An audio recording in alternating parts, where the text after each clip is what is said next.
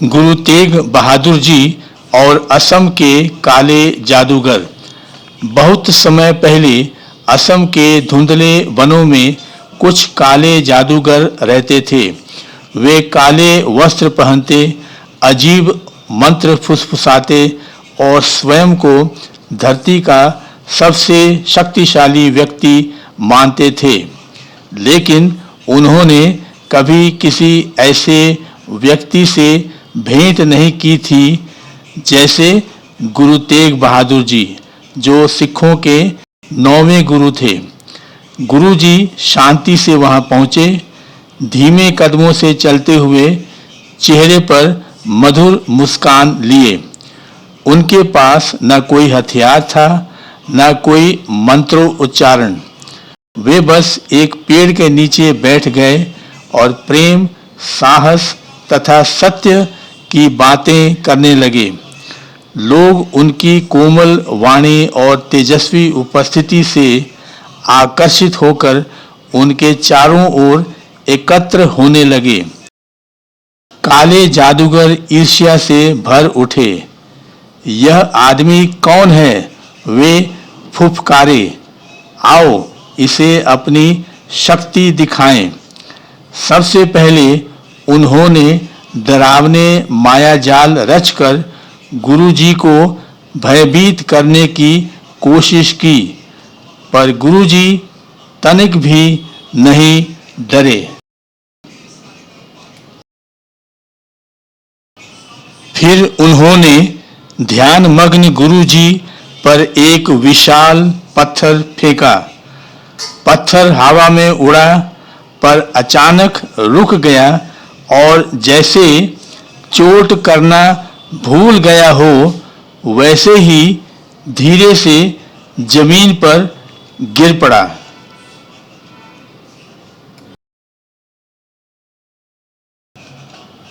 पर जादूगर अभी रुके नहीं। उन्होंने अपनी सारी शक्ति एकत्र की और एक भयंकर मंत्र फूंका।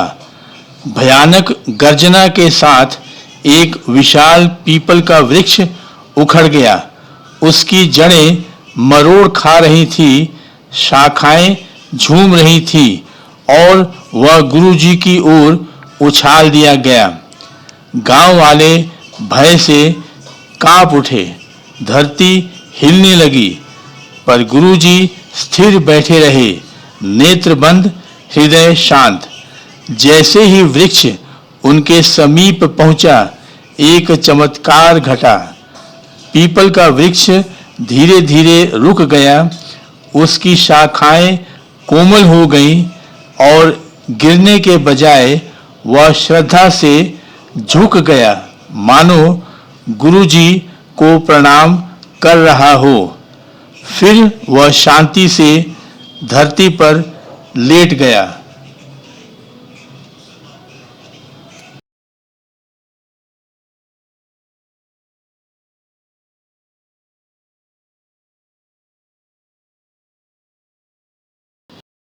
जादूगर स्तब्ध रह गए।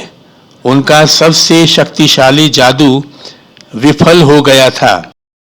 गुरुजी ने नेत्र खोले और दयालु स्वर में कहा, सच्ची शक्ति लोगों को डराने या काले जादू में नहीं होती।